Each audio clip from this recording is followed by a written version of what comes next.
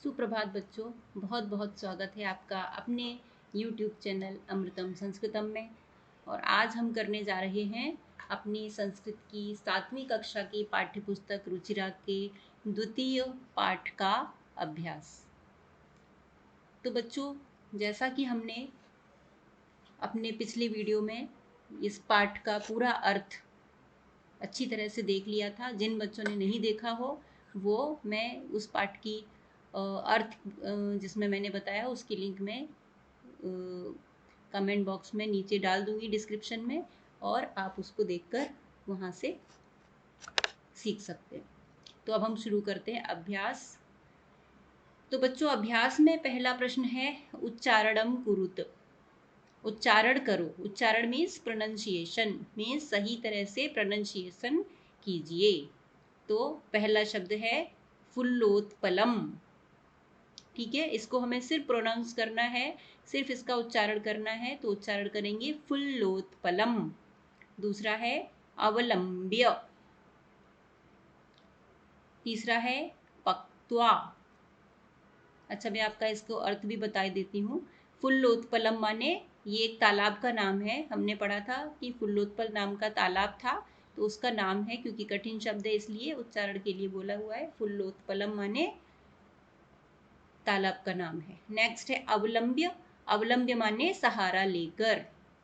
तीसरा है पक्त्वा माने पकाकर। कम्बुग्रीवः कछुए का नाम था, कम्बुग्रीवः।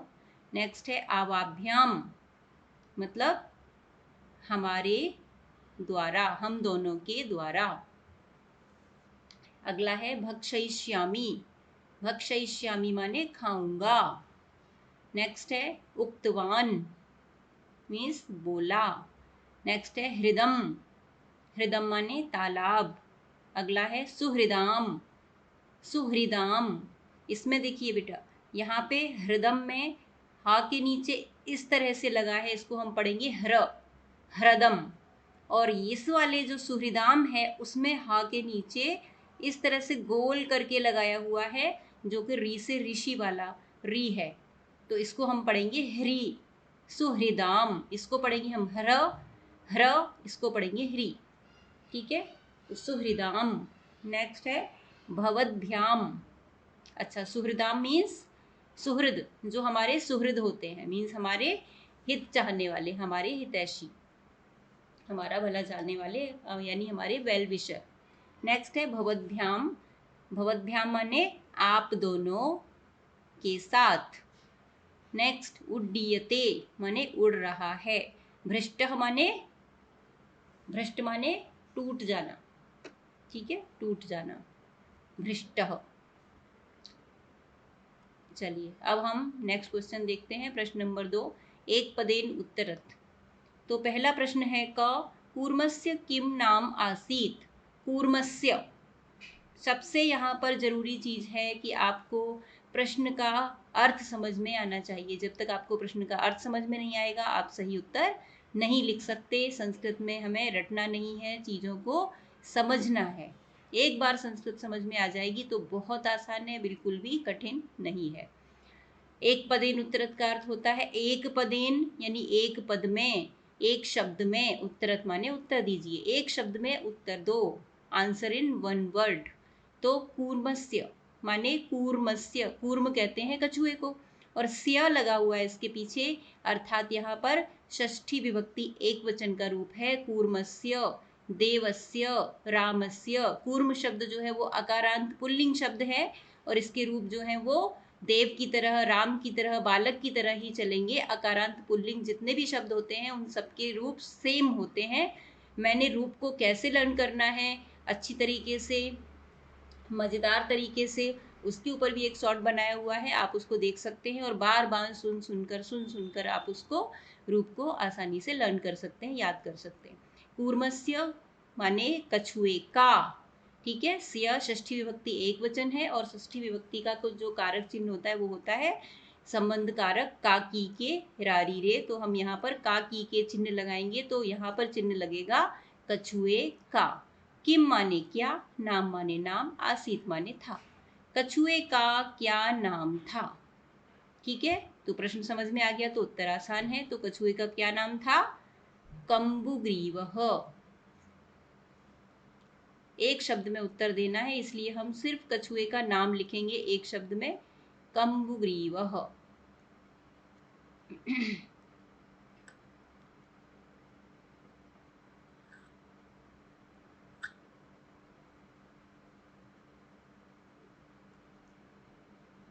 कम्बुग्रीवः।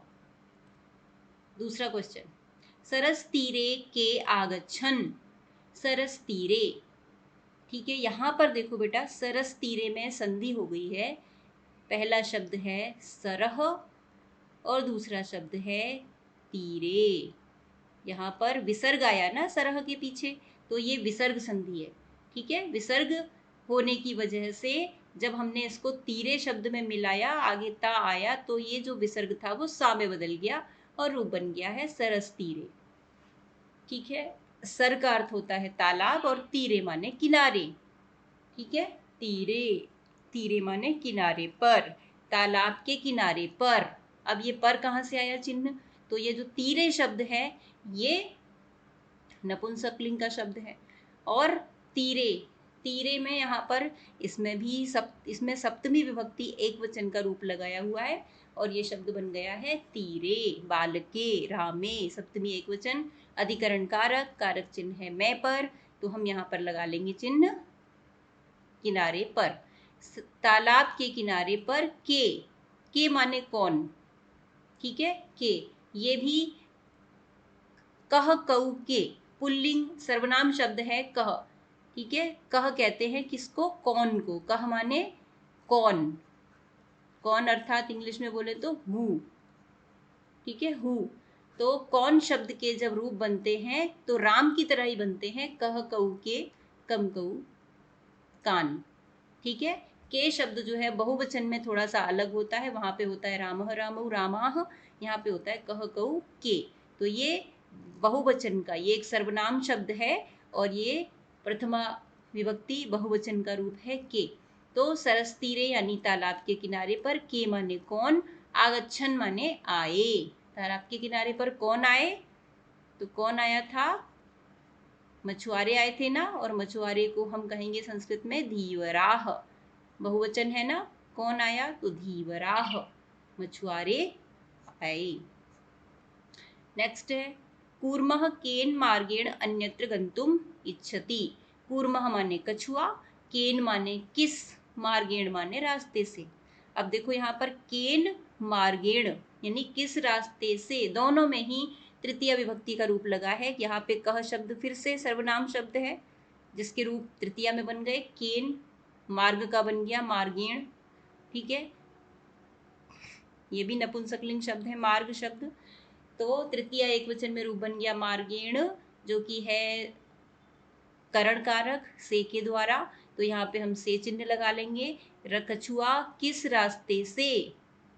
ठीक है, अब यहाँ पे क्योंकि केन शब्द मार्ग के बारे में ही बता रहा है, मार्ग से जुड़ा हुआ है, यानी मार्ग के साथ विशेषण का काम कर रहा है कि किस रास्ते से, इसलिए विशेष्य में जो विभक्ति है वही विभक्ति विशेषण में भी है। तो इसलिए केन में भी तृतीया और मार्गेण में भी तृतीया लगी है। किस रास्ते से, अन्यत्र माने दूसरी जगह, गंतुम माने जाना, इच्छति माने चाहता है। कछुआ किस रास्ते से दूसरी जगह जाना चाहता है? तो किस रास्ते से जाना चाहता था? आकाश मार्गेण, आकाश के रास्ते से। इसका उत्तर एक शब्द में हो जाएगा आकाश मार्गेण। नेक्स्ट क्वेश्चन देखते हैं। लंबमानम कूर्मम दृष्ट्वा के अधावन। लंबमानम माने लटकते हुए, कूर्मम माने कछुए को। यहाँ पे कूर्मम द्वितीय विभक्ति एक वचन का रूप आया है, कूर्मः प्रथमा विभक्ति एक वचन था। ठीक है, यहाँ पे द्वितीय का रूप है और द्वितीय का कारक चिन्ह होता है कर्म, कर्म कारक होता है, को चिन्ह होता है, तो यहाँ पर हम को चिन्ह लगा लेंगे। यानी लटकते हुए, कूर्मम माने कछुए को, दृष्टवा माने देखकर, के माने कौन, जो यहाँ पे था ना सेकंड क्वेश्चन में के अगच्छन, के आगच्छन सेम वही के है, यानी बहुवचन का, यानी कौन। अधावन माने दौड़े। लटकते हुए कछुए को देखकर कौन दौड़े? तो इसका उत्तर एक पद में हो जाएगा पौराह। पौराह मतलब लड़के, जो गांव के लड़के थे ना लटकते हुए कछुए को देखकर पीछे पीछे दौड़े थे, पौराह। तो लटक लंबमानं कूर्मं दृष्ट्वा कियद्धावन्, आंसर होगा पौराह। अगला क्वेश्चन देखते हैं, प्रश्न नंबर 3। अधोलिखित वाक्यानि कः कम प्रति कथयति इति लिखत। अधोलिखित वाक्यानि माने नीचे लिखे हुए, अधो माने नीचे, लिखित माने लिखे हुए, वाक्यानि माने वाक्यों, वाक्यों को, कह माने किसने, कम माने किसको, प्रति माने प्रति, किसको प्रति यानी किसको, किसने किससे या किसके प्रति, कथयति माने कहता है, इति लिखत ऐसा लिखो। नीचे लिखे हुए वाक्य किसने किससे कहे ऐसा लिखो, यानी हु सेड टू हुम। तो जो पहला कथन है, प्रातः यद उचितम तत्कर्तव्यम, यानी सुबह जैसा उचित होगा वो किया जाएगा, ये बात कह कथयति, हंसौ, हंसों ने कही थी। किससे कहा था, कूर्मं प्रति। तो ये तो ऑलरेडी दिया हुआ है। अगला हम देखेंगे, अहम भवद्भ्याम सह आकाश मार्गेण गंतुम इच्छामि। अहम माने मैं, भवद्भ्याम माने आप दोनों के, सह माने साथ, आकाश मार्गेण आकाश के रास्ते से, गंतुम यानी जाना, इच्छामि चाहता हूँ। मैं आप दोनों के साथ आकाश के रास्ते से जाना चाहता हूँ। ये बात किसने कही थी, तो ये बात कही थी कछुए ने, और कछुए को क्या कहेंगे हम, कूर्मः। किससे कही थी, हंसों से। तो यहाँ पर लिख देंगे, क्योंकि दो हंस थे ना, तो दो वचन में यानी द्विवचन में हंसौ ही रहेगा, हंसौ प्रति।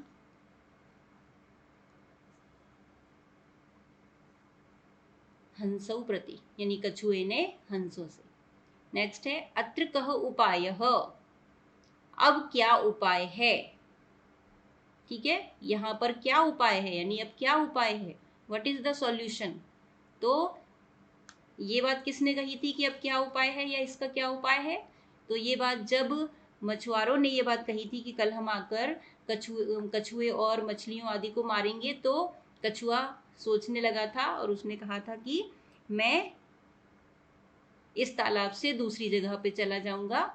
तब हंसों ने पूछा था उससे कि इसका क्या उपाय है, कि उसने कछुए ने एक तरकीब बताई थी उसको कि मैं आकाश के मार्ग से तुम दोनों के साथ जाना चाहता हूँ। तो हंसों ने बोला था कि इसका क्या उपाय है, यानी तुम कैसे आकाश मार्ग से हमारे साथ जाओगे। ठीक है, यहाँ पे ये कहने का मतलब है। तो ये बात किसने कही है, हंसों ने। और हंस क्योंकि दो हैं इसलिए हंसौ आएगा। और किससे कहा है, कछुए से, तो कूर्मम प्रति, हंसौ कूर्मम प्रति, हंसों ने कछुए से। नेक्स्ट है, अहम उत्तरम न दास्यामि, मैं उत्तर नहीं दूंगा, मैं कोई जवाब नहीं दूंगा। ये बात किसने कही थी, तो ये बात कछुए ने कही थी हंसों से, जब हंसों ने कहा था कि अगर तुम्हें लोग लटकता हुआ डंडे से देखेंगे तो कुछ न कुछ तो बोलेंगे, और अगर तुम उत्तर दोगे तो तुम मारे जाओगे। तो इसलिए तब कछुए ने कहा था, अहम उत्तरम न दास्यामि, मैं उत्तर नहीं दूंगा। तो इसका आंसर हो जाएगा कूर्मः। किससे कहा, दो हंस हैं इसलिए हंसौ प्रति। नेक्स्ट है, यूयम भस्म खादत। यूयम माने तुम सब, भस्म मतलब भस्म, राख, खादत माने खाओ, तुम सब राख खाओ। ये बात किसने कही, तो ये बात भी कछुए ने कही थी लास्ट में, जब लड़के उसके बारे में लटकते हुए कछुए को देखकर तरह तरह की बातें कर रहे थे, तो उस कछुए को सब बातें सुनकर गुस्सा आ गया और उसने गुस्से में बोल पड़ा। वो क्या बोला, यूयम भस्म खादत, तुम सब राख खाओ। तो इसका आंसर हो जाएगा कूर्मः। किससे कहा, लड़कों से, तो फिर इसका आंसर हो जाएगा लड़कों से, यानी कि पौराण प्रति। पौराण में द्वितीय विभक्ति बहुवचन का रूप लगाया है। ठीक है, इसलिए पौराण बना, बालकः बालकौ बालकाः, बालकं बालकौ बालकान, वैसे ही पौराण। चलिए, तो ये हमारा हो गया क्वेश्चन नंबर 3। अगला क्वेश्चन करेंगे क्वेश्चन नंबर 4। मंजूषातः क्रियापदम चित्वा वाक्यानि पूरयत।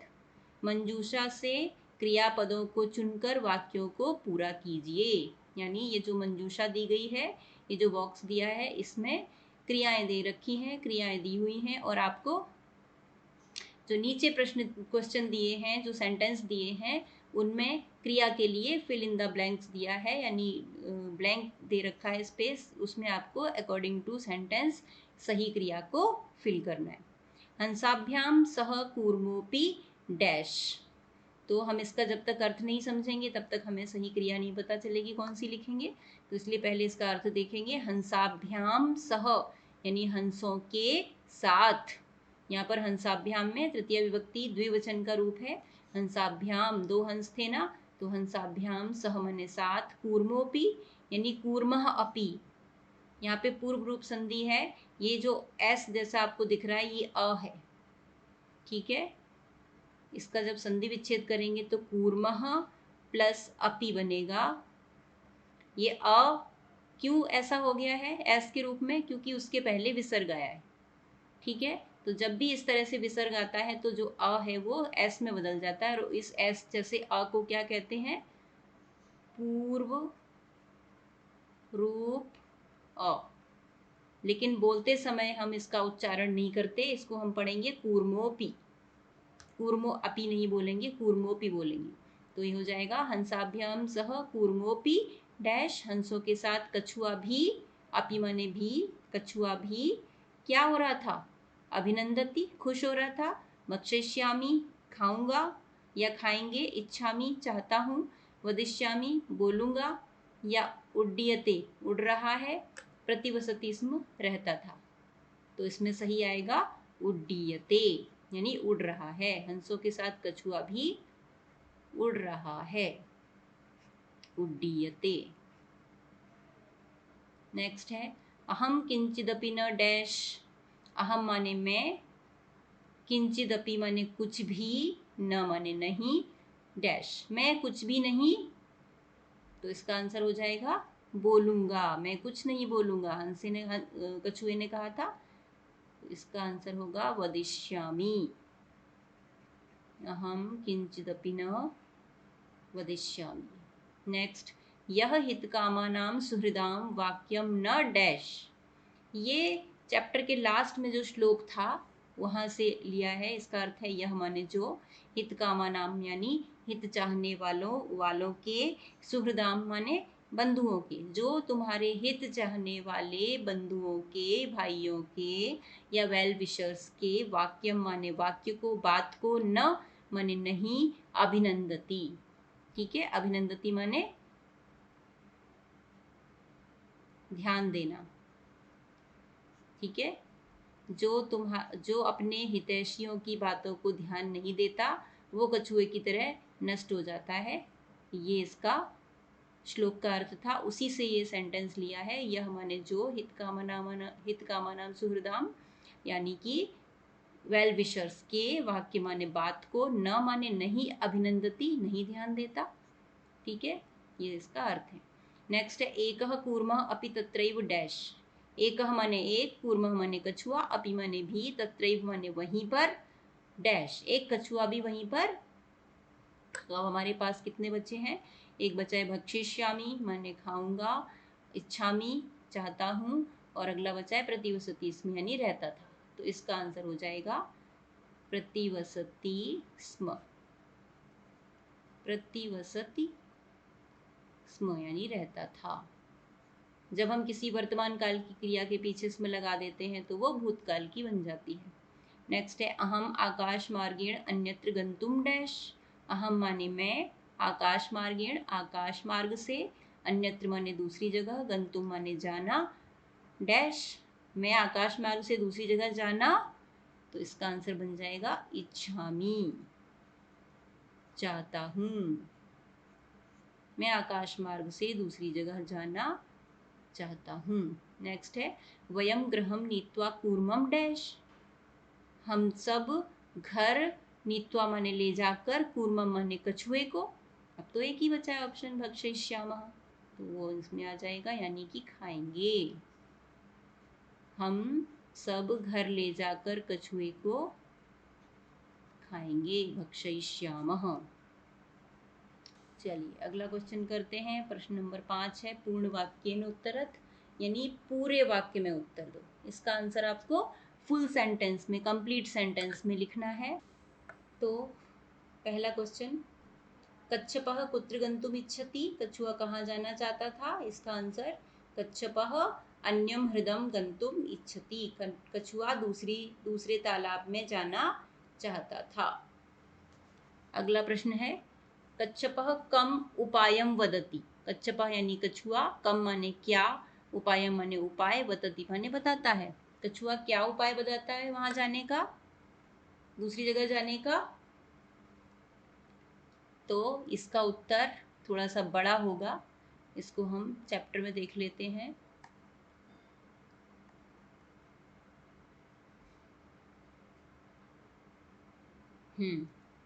यहाँ से थर्ड पैराग्राफ में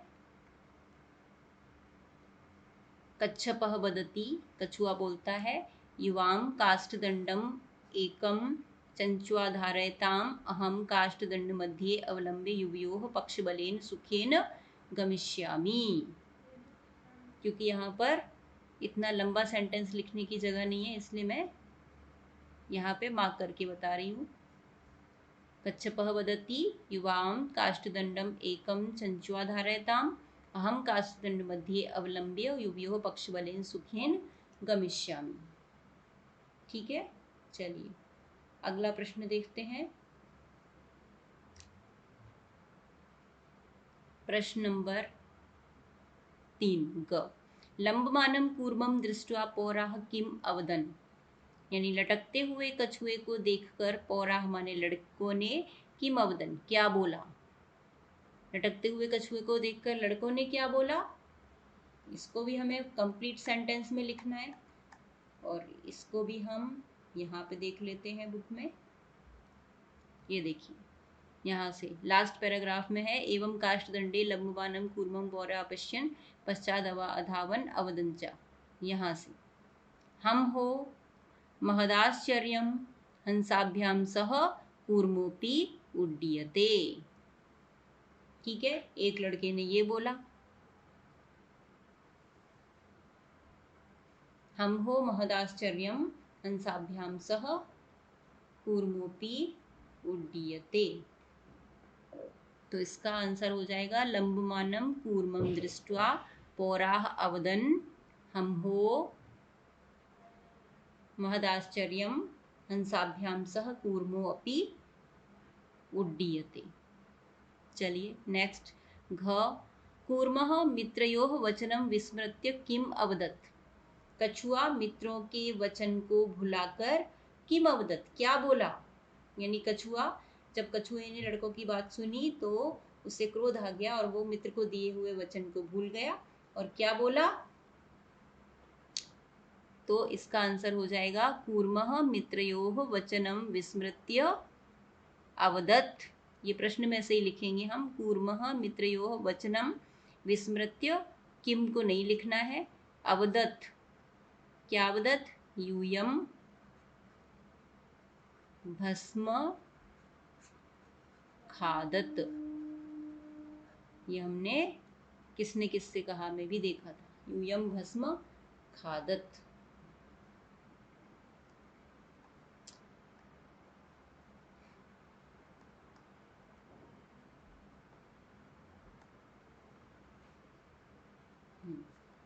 अगला क्वेश्चन है प्रश्न नंबर 6, क्रमानुसारम वाक्यानि लिखत, यानी घटनाक्रम के अनुसार वाक्यों को लिखो। यानी आपको कहानी में कौन सी घटना कब हुई है उसको सीक्वेंस वाइज वाक्यों को यहाँ को लिखना है। यहाँ पर जो वाक्य दिए गए हैं वो कहानी से रिलेटेड हैं, लेकिन वो आगे पीछे दिए गए हैं, तो आपको सीक्वेंस वाइज कहानी में कौन सी घटना कब हुई उसके अकॉर्डिंग इनको लिखना है। पहला देख लेंगे हम, कूर्मः हंसयोः सहायतया आकाशमार्गेण गच्छत्, कछुआ हंस की सहायता से आकाश मार्ग से चला गया। तो ये बात तो सबसे पहले नहीं हुई थी, पहले हम सभी वाक्यों के अर्थ देखेंगे, फिर हमें पता चलेगा कि सबसे पहली कौन सी घटना हुई। पौराः अकथयन् वयं पतितं कूर्मं खादिष्यामः, लड़के बोले हम गिरे हुए कछुए को खाएंगे। ये भी नहीं, ये तो लास्ट में हुआ था। नेक्स्ट, कूर्मा हंसौ च एकस्मिन् सरसि निवसन्ति स्म। कछुआ और हंस एक तालाब के किनारे रहते थे। तो ये बात सबसे पहले आएगी, तो इसको हम डाल देंगे नंबर 1। सबसे पहली घटना है, कहानी की पहली लाइन है, कूर्मः हंसौ च एकस्मिन् सरसि निवसन्ति स्म। कछुए और हंस एक तालाब के किनारे रहते थे। दूसरा, इसके बाद देखते हैं अगला, केचित् धीवराः सरसतीरे आगच्छन्। कुछ मछुआरे तालाब के किनारे आए। अगला है, कूर्मः अन्यत्र गन्तुम् इच्छति स्म। कछुआ दूसरी जगह जाना चाहता था। नेक्स्ट है, लंबमानं कूर्मं दृष्ट्वा पौरः अधावन्। लटकते हुए कछुए को देखकर लड़के दौड़े। अगला है, कूर्मः आकाशात् पतितः पौरेः मारितश्च। कछुआ आकाश से गिर गया और लड़कों ने मार दिया। वयं श्वः उमत्सकूर्मादीन् मारिष्यामः इति धीवराः कथयन्। हम कल मछली और कछुओं को मारेंगे, ऐसा धीवरों ने कहा, ऐसा मछुआरों ने कहा। चलिए, तो अब देखते हैं। पहला हो गया, हमने ऑलरेडी कर लिया है कि कूर्मा हंसौ च एकस्मिन् सरसि निवसन्ति स्म। कछुआ और हंस एक तालाब के किनारे रहते थे। दूसरा होगा घ, उसी के बाद वाला नेक्स्ट, यानी केचित् धीवराः सरसतीरे आगच्छन्। कुछ मछुआरे तालाब के किनारे आए। उसके बाद लास्ट वाला ज, वयं श्वः मत्स्यकूर्मादीन् मारयिष्यामः इति धीवराः अकथयन्। हम कल मछली और कछुओं को मारेंगे, ऐसा मछुआरों ने कहा। ये है थर्ड नंबर। इसके बाद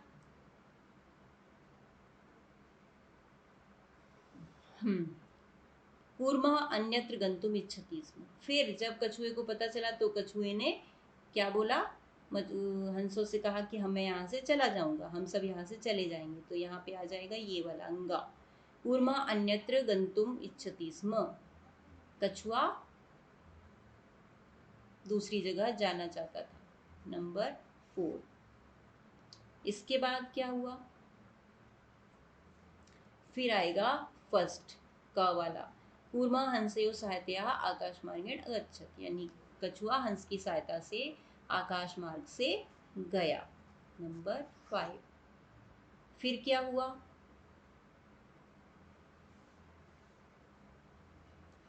लंबमानं कूर्मं दृष्ट्वा पौराः अधावन्। लटकते हुए कछुए को देखकर लड़के दौड़े। ठीक है, नंबर 6। इसके बाद फिर क्या हुआ, यानी कछुआ बोल पड़ा और कूर्मः आकाशात् पतितः। नो, पहले आएगा ख, पौराः अकथयन् वयं पतितं कूर्मं खादयिष्यामः। लड़के बोले हम गिरे हुए कछुए को खाएंगे।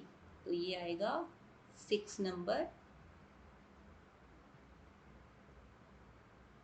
सॉरी 6 नहीं 7।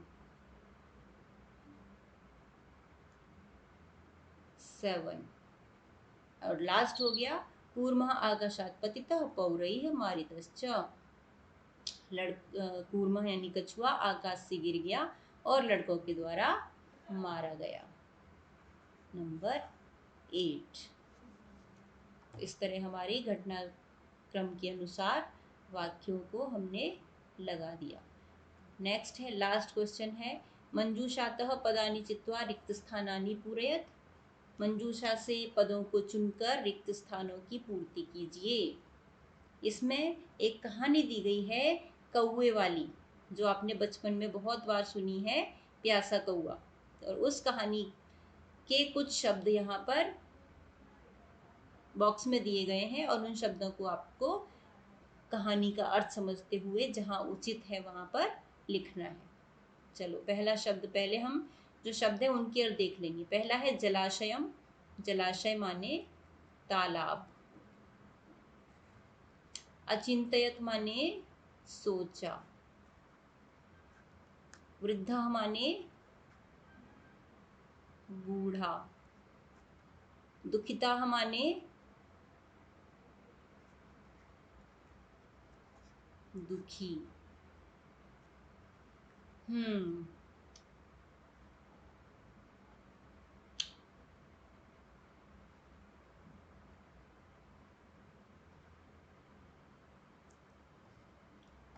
हाँ, सॉरी सॉरी, इसमें ठीक है, ये प्यासा कौवा वाली कहानी नहीं है बच्चों, ये दूसरी कहानी है, बट है कौवे की ही। अगला है कोटरे माने घोंसले में। कोटर कहते हैं जो पक्षी पेड़ के अंदर एक होल बना के उसमें रहते हैं ना, उसको कहते हैं कोटर। तो इसका अर्थ हो जाएगा घोंसले में। नेक्स्ट है वृक्षस्य माने पेड़ के या पेड़ का, सर्प माने सांप, आदाय माने लाकर, समीपे माने पास। चलिए, अब हमने सारे शब्दों के अर्थ देख लिए। अब हमारे लिए इसका फिल इन द ब्लैंक्स करना आसान हो जाएगा। एकस्य वृक्षस्य शाखासु शाखासु अनेके काकाः वसन्ति स्म। एक पेड़ की शाखा पर बहुत सारे, अनेके माने बहुत सारे, अनेक, काकाः माने कौवे, वसन्ति स्म रहते थे। ठीक है, एकस्य सब षष्ठी विभक्ति एक वचन, वृक्षस्य षष्ठी विभक्ति एक वचन। एक पेड़ के, एकस्य में षष्ठी लगी है, क्यों? क्योंकि वृक्षस्य में लगी है। वृक्षस्य शब्द, जो वृक्ष शब्द है वो विशेष्य है, एकस्य शब्द जो है वो विशेषण है। विशेषण और विशेष में हमेशा सेम विभक्ति आती है, इसलिए एक पेड़ की शाखाशु माने शाखाओं पर, शाखा शब्द स्त्रीलिंग है और इसके रूप बालिका की तरह से चलेंगे, और जो कि सप्तमी बहुवचन में बनेंगे शाखासु, बालिकासु, यानी शाखा पर, डाली पर, डालियों पर। अनेके काकाह, अनेके माने बहुत सारे, काकाह माने कौवे, वसंती इसमें रहते थे। आगे, तस्य वृक्षस्य डैश एकः सर्पः अपि अवसत्। तस्य माने उस वृक्षस्य, यहाँ भी विशेषण विशेष्य, तस्य वृक्षस्य, उस वृक्ष के, उस पेड़ के डैश में एक सर्पः अपि अवसत्, एक सांप भी रहता था। सर्प माने सांप। तो अब हम देख लेते हैं क्या आना चाहिए इसमें से। एक पेड़ के, उसी पेड़ के डैश में एक सांप रहता था, तो यहाँ पे आ जाएगा समीपे यानी पास। उसी पेड़ के पास एक सांप रहता था। अगला, काका नाम अनुपस्थितौ डैश काका नाम शिशून खादति स्म। काका नाम माने कौओं के अनुपस्थिति, अनुपस्थितौ अनुपस्थिति में। ठीक है, काका नाम, बालकस्य बालकयो बालका नाम, षष्ठी बहुवचन, यानी कौओं की, अनुपस्थितौ अनुपस्थिति में, सप्तमी एक वचन। कौओं की अनुपस्थिति में यानी जब कौए वहां पे नहीं होते थे। काका नाम शिशून खादति स्म, कौओं के बच्चों को खा लेता था। कौन खा लेता था? तो यहाँ पे हो जाएगा सर्पः, सांप खा लेता था। आगे, काकाह डैश आसन, कौए डैश आसन माने थे, कौए डैश थे, तो कौए दुखी थे, और दुखी का दुखिताह,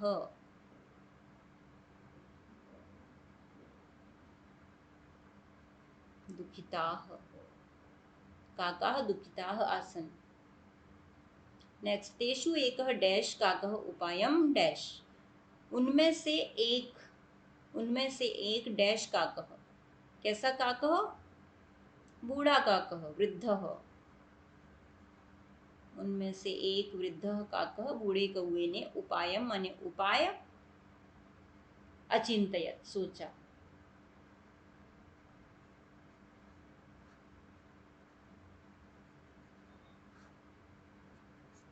नेक्स्ट, वृक्षस्य डैश जलाशयः आसीत्, पेड़ के डैश जलाशय था।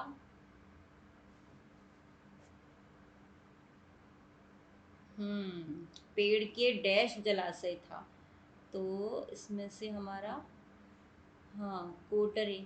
ओके ओके, चलिए यहाँ पर बच्चों थोड़ा सा गलती हो गई है, इसको हम सुधार लेते हैं।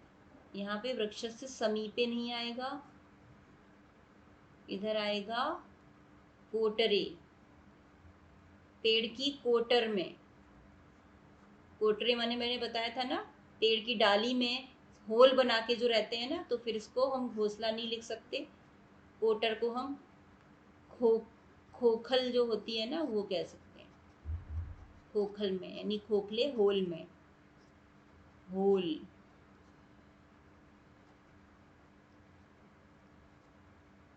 होल में। चलिए अब आ जाएगा वृक्षस्य डैश जलाशय आसीत, यहाँ पे आ जाएगा समीप, समीपे, पेड़ के पास एक तालाब था। नेक्स्ट, तत्र एका राजकुमारी स्नातुम डैश आगच्छति, तत्र माने वहां पर एक राजकुमारी, स्नातुम माने नहाने के लिए, डैश आगच्छति आती थी,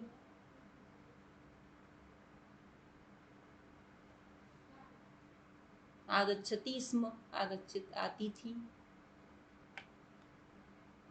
तो कहाँ पे आती थी, जलाशय, जलाशय पर आती थी, तालाब पर आती थी, वहां एक राजकुमारी नहाने के लिए तालाब पर आती थी। शिलायाम स्थितम तस्याभरणम डैश एक काका वृक्षस्य ऊपरी स्थापयत, शिलायाम स्थित, तो वो जब वहां पे स्नान करने के लिए आती थी वो अपने कपड़े एक शिला पर, एक पत्थर पे रख देती थी और नहाने के लिए चली जाती थी। तो शिलायाम स्थिता, और उस पत्थर पर रखे हुए, तस्या आभरणम, उसके आभूषण, ठीक है, आभरण माने आभूषण, उसके आभूषण, उसके गहने, डैश एक काकह, डैश एक काकह, एक कौआ, वृक्षस्य ऊपरी, पेड़ के ऊपर, स्थापित यानी रख दिया, पत्थर पर रखे हुए उसके आभूषण, आभूषण को डैश एक कौए ने पेड़ के ऊपर रख दिया। अब यहाँ पे डैश लगा है तो हमें यहाँ पे आएगा आदाय माने लाकर, आभरणम आदाय। नेक्स्ट है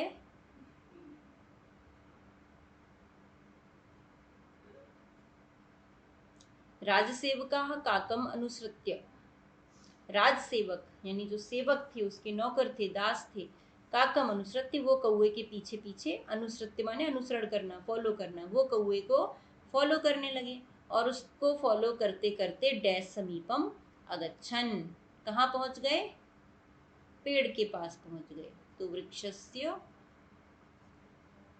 समीपम अगच्छन, तत्र ते तम सर्पम च अमारयन, और वहां पर उन्होंने उस सांप को मार डाला, अतः एवं उत्तम उपायेन सर्वम सिद्धयति, इसीलिए कहा गया है कि उपाय करने से सब कुछ सिद्ध हो सकता है, सब कुछ हो सकता है। तो इस तरह से हमारी सारी एक्सरसाइज, सारे अभ्यास प्रश्न पूरे हुए। लास्ट में ये दिया गया है ध्यातव्यम, ध्यातव्यम का अर्थ होता है ध्यान रखने योग्य बातें, इसको भी ध्यान देना जरूरी है, ठीक है, ध्यान रखने योग्य बात है ना। इयम कथा पंचतंत्रम इति ग्रंथात् संपादितम कृत्वा उद्धृता, ये जो कथा है, हमने जो कथा पढ़ी यहाँ पे, दुर्बुद्धि विनश्यति, ये पंचतंत्र से ली गई है। पंचतंत्रस्य लेखकः विष्णु शर्मा, पंचतंत्र के लेखक विष्णु शर्मा है। पंचानाम तंत्राणाम समाहारः पंचतंत्रमिति, 5 तंत्रों का समूह है, यानी ग्रुप है ये पंचतंत्र, इसलिए इसको पंचतंत्र कहते हैं। अतः पंचतंत्रस्य पंचभागाः सन्ति, इसलिए पंचतंत्र के 5 भाग हैं। पहला भाग है मित्र भेद, दूसरा है मित्र लाभ, तीसरा है संधि विग्रह, चौथा है लब्ध प्रणाशः, पांचवा है अपरीक्षित कारकंच। ये 5 तंत्रों के नाम लिखे हैं। अस्मिन् पाठे, इस पाठ में, अनवसरे भाषणेन, यानी बिना मौके पर, मौके के बोलने से क्या होता है, जैसे कछुआ था ना, उसको मना किया था नहीं बोलना, लेकिन फिर भी वो क्रोध में आ गया और बिना मौके के बोल पड़ा, यानी जहां पर उसको नहीं बोलना चाहिए था, बोलने का समय नहीं था, वहां पे वो बोल पड़ा, तो उसका कथम सर्वनाशम भविति दर्शितम, किस प्रकार से सर्वनाश हुआ, ऐसा ही दिखाया गया है।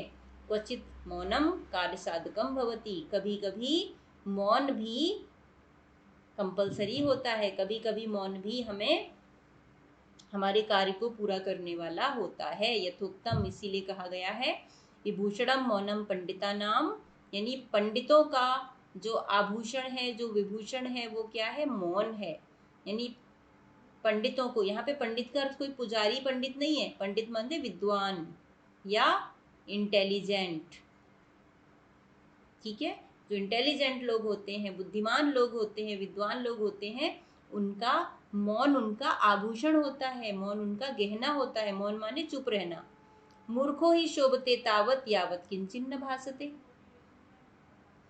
और जो कुछ भी नहीं बोलता, जो कुछ भी नहीं बोलता, मूर्खो ही शोभतः यावत।